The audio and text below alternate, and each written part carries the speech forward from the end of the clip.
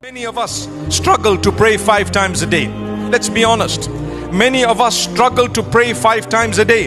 Today is the day when we promise Allah, oh Allah, strengthen me to fulfill my obligations unto you and make it difficult for me to sin. Oh, that's a beautiful dua.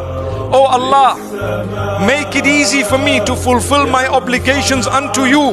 Call out to Allah with this dua and be serious about it.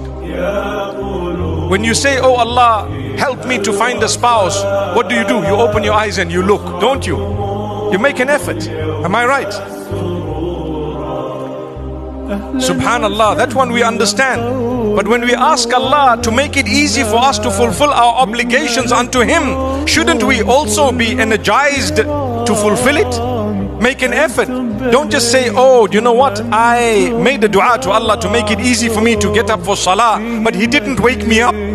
But you didn't set your clock, and you didn't make an effort, and you didn't even have the intention to get up. In that case, what happened? You made a dua, but you were not so serious. This evening, we are serious about it.